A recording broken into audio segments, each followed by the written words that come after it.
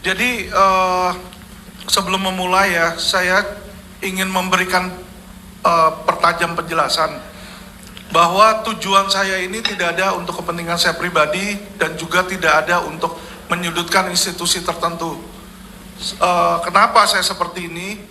Kalau kita baca berita-berita ini CNN contoh, pilu nasabah KSP Indosuria dari stres hingga bunuh diri. Ini nasabah saya sendiri terbaring, tidak bisa bergerak, ya. Ini ada yang udah meninggal. Ini mereka memberikan kuasa ke saya. Mohon maaf, saya manusia juga. Saya diberikan kuasa, saya belum menyelesaikan tugasnya sampai saat ini. 2 tahun ada banyak yang mandek di situ. Disinilah saya berbicara, bukan mau menjelekkan pihak institusi tertentu, ya. Tapi saya mau mencari solusi, saya mau meminta solusi dari pemerintah, dari pejabat-pejabat terkait, apa yang bisa kita lakukan. Ya, kalau kita bicara mengenai kasus, minggu lalu kalau nggak salah TPTexus baru mengadakan press release. Apa yang sudah mereka tanganin, ada yang sudah ditahan, ada yang belum ditahan. Kalau saya boleh jujur, saya nanganin hampir keseluruhan kasus tersebut. Saya hampir tanganin. Saya bertemu dengan bosnya mereka, saya bertemu dengan pimpinan mereka. Contoh Northcliffe, saya ketemu dengan Pak Eri sebelum ditahan. Dia udah nggak punya duit. Dia cuma punya aset, rumahnya, rukonya, semua kita ambil. Pengacara kami coba ambil, kita kasih ke klien-klien. Misalnya rumah itu 2M, dia ngutang 4 miliar, ya udah tukar balik di situ kan. Jadi itu langkah yang kami lakukan. Jadi kami tahu yang ditahan oleh Mabes itu, yang bos yang udah nggak punya duit, udah kere. Ya mohon maaf, saya bicara jujur, WBN sama, dia nggak punya, dia kasih kita, sudah nggak punya cash, ya, dan beberapa investasi bodong lainnya. Sedangkan yang masih mandek adalah bisa diduga bos-bosnya yang punya uang atau punya backingan penguasa. Contoh Indosuria, kalau kita bicara, apakah ini yang namanya keadilan? Kita mau mencari forum Indonesia Adil. Adakah keadilan Indonesia? Bagaimana seseorang yang menggemplang 15 triliun dianggap kooperatif, hanya memberikan paspornya tapi tidak ditahan? Jalan-jalan di Bali ketemu dengan korbannya, korban yang stres meninggal, ada yang gantung diri di Medan. Ini yang saya melihat, saya miris jujur. Ya, saya tidak menyalahkan polisi tertentu, penyidik tertentu, tidak, ya. Saya sudah ke kejaksaan tentang Indosuria. Kejaksaan bilang, Pak Alvin, dari 150 petunjuk untuk Henry Surya aja yang dipenuhi polisi cuma 10. Yang dari Suwito Ayub yang dipenuhi paling cuma 2. Jun Indria juga seperti itu. Jadi dari beberapa ratus petunjuk informal P19 itu nggak sampai 10% yang dipenuhi penyidik, dikembalikan lagi langsung ke kejaksaan. Saya kenapa bilang seperti itu? Karena kejaksaan bilang mereka minta audit. Jadi mereka memintakan audit 15.000 nasabah. Saya pertanyakan adalah begini. Ya, mohon maaf, Mabes Polri pun menangani kasus yang sama, yaitu Vikasa belum lama WBN. WBN itu cepat loh, ditangkapnya itu diproses setelah Indosuria. Indosuria sudah 2 tahun jadi tersangka, bukan 2 tahun prosesnya. Dia sudah 2 tahun jadi tersangka, kasus itu tidak bisa P21. Nah ini investasi bodong yang kurang lebih sama dengan PT WBN. WBN ownernya 4 orang semua ditahan sama Mabes, ya kan? Sekarang sudah sidang, tidak diperlukan yang namanya audit di situ. Jadi kalau audit 15.000 nasabah, saya orang bank. Audit itu kalau kita satu perusahaan aja tuh bisa 8 bulan, biayanya bisa 80 juta, 100 juta. Ini 15.000 nasabah, belum ada yang sudah meninggal. Semua harus ditanya berapa uang yang dimasukin, berapa yang sudah ditarik, berapa bunganya. Karena audit itu seperti itu dan mereka harus verifikasi. Saya tanya waktu di Kejagung, mohon maaf Pak, ini bisa berapa lama? Oh itu bukan urusan saya berapa lama. Mau 2 tahun, mau 3 tahun, ya kan? Ya kita butuh itu sebagai petunjuk. Terus saya tanyakan lagi, kenapa kok kasus-kasus yang lain tidak? Dia bilang ya, itu yang kami mintakan sama penyidik. Mohon penyidik untuk sediakan, siapkan. Memang sebenarnya bukan tugas dari kuasa hukum. Kenapa saya turun seperti itu? Saya jujur mengalami kesulitan untuk bertemu membicarakan kasus. Sekali lagi LQ tidak ada keinginan untuk membuat kegaduhan atau keonaran. Ya, saya sudah ke TPTexus, saya bicara ketemu sama Kanit. Kanit saya tanya nggak mau jawab, nggak bisa jawab, diem aja. Iya Pak, saya coba yang terbaik. Lah ini sampai mana Pak? Mana yang informalnya mana? Tidak mau bicara. Akhirnya terpaksa kami sendiri yang harus ke kejaksaan menanyakan di situ. Nah kejaksaan bicara. Polda lebih parah lagi, ya kan? Ada kasus saya mau konfrontasi atau pertanyakan, kalau Mabes Tipitexus masih ada yang mau bertemu. Polda Metro saya mau ketemu sama Kapolda, mau ketemu, tidak ada yang mau ketemuin. Saya tunggu dari pagi sampai tengah malam. Akhirnya bagaimana? Kami ini mencari keadilan. Ketika kami menemui orang yang bersangkutan tidak bisa, ya otomatis kami teriak di media sosial. Ya, bukan untuk membuat kegaduhan. Kami cuma mau perhatian pemerintah agar kasus ini ditangani. Apakah adil seseorang yang mengemplang 15 triliun jalan-jalan di Bali, naik Alphard, sedangkan orang yang susah sampai nggak punya makan bunuh diri? Saya bicara sama polisi, tolong hati nurani kalian gitu loh, ya kan? Apa yang terjadi kalau sampai yang bunuh diri ini ibu kita contoh yang sakit terbaring, apa nggak besok kalau bisa kita tangkap orang itu kalau ada kewenangan? Jadi yang saya pertanyakan di sini adalah kewenangan yang tebang pilih, hukum itu tebang pilih, ya. Saya kenapa bisa bilang begitu? Saya bisa buktikan dokumennya di kantor saya ada. Northcliffe, WBN itu settle sama kita, dia tuh tidak punya cash. Ya, dan polisi itu tidak mau terima properti. Kami di Tipitexus kemarin, bukan di Tipitexus, sorry, di Vismonde, itu dimintain uang 500 juta, itu yang saya rekam. Saya bilang di Polda Metro, saya bilang, Polda, ini kita dikasihnya nanti ruko, ya udahlah tunggu ruko dijual atau ada tanah, saya kasih kamu 20% dari tanah, nggak mau, saya minta cash di depan. Jadi yang tidak ditahan itu, mereka yang sorry, masih punya cash, saya tahu di situ. Makanya kenapa itu Hendy Surya, ya kan, tidak ditahan. Kresna juga sudah tersangka di Mabes, saya tahu, ya kan, bahkan di OJK dijadikan tersangka oleh Pak Lumban Tobing, saya tahu, saya ikutin, kita law firm yang memang paling gercep dan kita cari data, ya walaupun di dalam pra-peradilan itu ada kesalahan nama, bukan Kurniawan, kalah. Nah itu dia, jadi inilah, sorry ya, kenapa saya tahu di situ, mereka itu juga bicara dengan kami, ya kan, apa yang mereka alami di kepolisian diminta, mereka cerita, karena Pak Eri, Pak WBN itu semua cerita ke saya, ya. Jadi saya juga mendengar dari dua belah pihak, terlepas dari benar atau tidaknya, tetapi kita bisa melihat kalau ada tebang pilih, di mana ada yang ditahan, ini contoh Pikasa ditahan, Eri ditahan, Northcliffe ditahan. Pertanyaan saya, kenapa kok mereka nggak ditahan aja paspornya juga dan dibiarin bebas? Bener nggak? Maksud saya, ini kasus yang sama loh, kecuali kita kasusnya beda.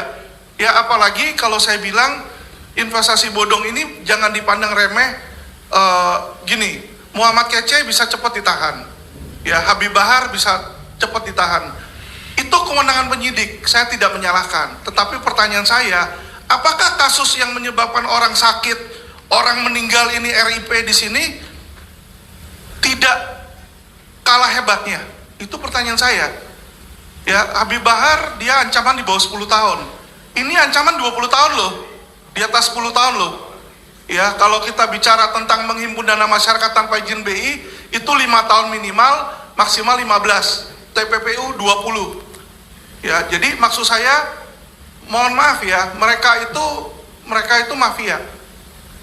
Jangan dibilang mereka nggak punya uang. Contoh kayak Kresna tadi Pak Lumban Tobing baru bilang mereka kalah. Sebelum kalah saya sudah tahu mereka sudah susun, mereka berusaha masuk itu ke pejabat-pejabatnya.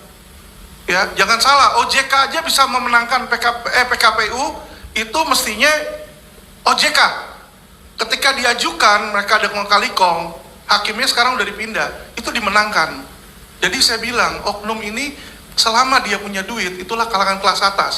Makanya kenapa saya tagih janji Kapolri, hukum jangan lagi tajam hanya ke bawah. Tolong, ini kalangan atas diproses, apalagi yang mahkota. Mahkota lebih parah. Kenapa saya bilang? Terlapor Raja Sabto Oktohari, itu kita tahulah anak salah satu ketum, ya kan? Polisi yang dilakukan selama 2 tahun memanggil 6 kali. SP2HP yang kami terima nanti mau dipanggil lagi ke 7 kali. Pertanyaan saya, apakah itu yang namanya kooperatif dari sisi hukum? Apakah warga negara kalau menerima panggilan dari kepolisian wajib hadir atau boleh kagak hadir? Pertanyaan saya, kecuali dia sakit, ya kan? Ini 2 tahun loh, 6 kali dipanggil. Terus saya bilang, saya mau ketemu sama Pak Kapolda, Kapoldanya nggak mau ketemu, Dir nggak mau ketemu, ya kan? Kasubdit ada main, akhirnya sekarang Kasubdit Wadir dipindah kan di situ. Nah, jadi pertanyaan saya di sini, ya kan, terhadap investasi bodong ini benar-benar tumpul, tidak ada keadilan. Disinilah makanya kami bicara, karena kenapa? Ini jutaan orang loh. Dan jangan di investasi mahkota itu 8 triliun 6.000 orang di situ ya. Bagaimana seseorang aparat atau lagi ketua KOI dipanggil oleh kepolisian 6 kali tidak mau hadir, ya kan? Seharusnya saya kecewa terhadap kepolisian, bukan saya benci, saya hormati institusi itu, institusinya hebat sekali, nangkap teroris bisa, nangkap Habib Rizik yang punya jutaan puluhan juta masa dia bisa tangkap, hebat.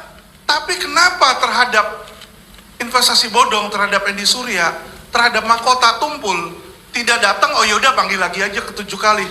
Pertanyaan saya, di mana wibawa pihak kepolisian itu? Ya, jadi saya mohon di sini pemerintah, kasihan, saya cuma ngelihat ini orang udah RIP seperti ini, dia udah nggak bisa bicara. Jadi mereka cuma bisa kasih saya sebagai kuasa hukumnya untuk bicara. Disitulah kadang makanya kenapa saya bicara, saya keras, saya udah frustasi. Saya coba yang saya bisa sebagai kuasa hukum, tapi kewenangan bukan di saya. Kewenangan di kepolisian, kewenangan di OJK, kewenangan di kejaksaan untuk selalu P19. Jadi terakhir saya bicara sama kejaksaan bilang, ini naga-naganya akan P19 terus dan akan SP3 Pak. Jadi kalau seperti itu, untuk apa lapor polisi? Jadi saya sebagai kuasa hukum mewakili para korban memohon agar Presiden Jokowi itu bisa tergerak hatinya ya. Saya lihat Presiden Jokowi itu sebagai pemimpin itu seorang yang humble dan mau belusukan, berarti ada perhatian dia kepada pemerintah. Cuma mungkin akhir-akhir ini beliau lagi sibuk dengan perkara-perkara lain, jadi tidak mengawasi atau tidak mengatensi masalah ini. Tetapi kalau dibiarkan, begini loh, namanya kejahatan kalau dibiarkan, akan muncul Henry Surya yang lain, akan muncul Raja Sabta Oktohari yang lain. Kenapa saya bilang seperti itu? Henry Surya ini udah bikin BPR lagi, ya, sudah bikin BPR. Nah, muncul koperasi KSPSB, kemarin muncul lagi koperasi ATM, namanya ATM, itu Nyonya Swan juga jadi korban di situ. Dan anehnya itu direktur utamanya mau jadi direksinya Bukopin. Bagaimana kalau oknum-oknum ini memenuhi petinggi-petinggi bank? Kasihan masyarakat. Jadi seharusnya ini kepada penjahat-penjahat kerah putih ini diberikan hukuman setinggi mungkin. Seperti yang terjadi di Amerika, itu Madoff itu diberikan hukuman seumur hidup kali 10 itu. Ya, jadi di Indonesia ini orang yang menggemplang pajak, menggemplang keuangan itu justru dikasih karpet merah. Itu kesalahan di sini. Nantinya masyarakat akan selalu menjadi korban. Disinilah kenapa Indonesia selalu menjadi negara kelas 3, negara ketiga. Karena kenapa? Kita tuh bodoh di situ. Kenapa saya bilang seperti itu? Ini uang masyarakat, capek kerja keras, seumur hidup dia kumpulin, ya kan, tabungannya diambil sama penggemblang kerah putih, dimasukin uangnya ke Cayman Island, dimasukin uangnya ke ke Panama Paper di situ, sehingga devisa kita tuh hilang di sana. Sedangkan Presiden Jokowi sama Sri Mulyani kerja keras, ayo sini yang di luar negeri, ayo uangnya di sana masuk ke dalam. Jadi masuknya cuma 1, keluarnya 1000. Ya, disinilah makanya ekonomi Indonesia tidak akan maju. Dan kalau sekarang ekonomi Indonesia belum ambruk karena COVID, hanya tertolong karena naiknya harga saham IHSG di situ. Tetapi sebenarnya kalau kita lihat di jalanan, teman saya aja pabriknya banyak yang tutup Pak. Ya, pegawai-pegawai banyak yang dipecat. Jadi ada perbedaan antara yang di Main Street sama Wall Street di situ. Di IHSG kita naik, tetapi sebenarnya yang di Main Street itu sekarang semua lagi sakit, lagi sedih. Itu yang saya mau kasih tahu. Ya, jadi tolong Bapak Presiden Jokowi beri perhatian di sini ya. Mungkin kepada mereka di kepolisian apabila ada oknum, ya oknum itu disingkirkan. Saya yakin masih banyak polisi-polisi bersih yang mampu mengerjakan tugas ini. Ini bukan tugas susah kok sebenarnya. Tergantung mau atau tidak, punya hati nurani atau tidak. Nggak sulit di situ. Mencari, ngambil datanya di mana ke PPATK, polisi itu punya akses. Ya, polisi Indonesia itu super power di situ. Tetapi saya cuma lihat sedih, kenapa kok tumpul? Kenapa saya mesti bicara dengan Pak Presiden Jokowi? Beberapa kali saya udah teriak ke Bapak Kapolri, ke Kapolda, boro-boro saya nggak ditanggepin di situ ya. Tidak ada yang datengin saya pula, tidak. Di sana saya datang juga dari pagi sampai tengah malam ke Kapolda di situ, nggak diladenin. Ya, jadi disinilah kuasa hukum yang memperjuangkan nasib masyarakat dianggap musuh. Di situ saya sedih justru, Pak. Terima kasih, Bung Alvin. Tapi untuk pesawat terbang yang sekarang, insya Allah pilanti kita semua. Dan terbangnya kita pastikan jauh lebih tinggi dari sebelumnya.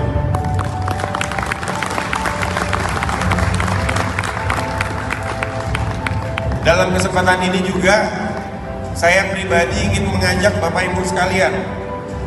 Kalau kemarin itu kita mengajak Bapak Ibu untuk menikmati bunga.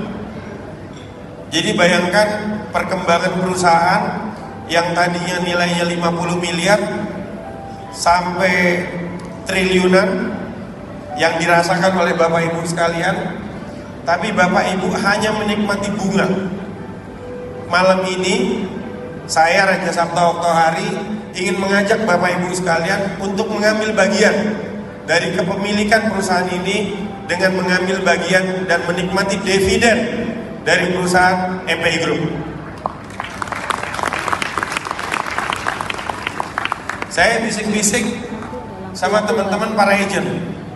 Mereka bilang, Pak, hari ini lagi heboh, banyak yang mau datang ke kita, banyak orang yang panik di luar karena terjadi gejolak di kiri kanan.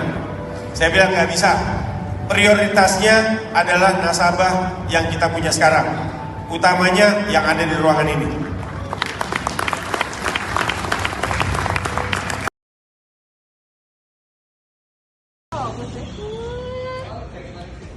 Uangnya orang nggak dibayar-bayar, 100.000 nggak dicicil.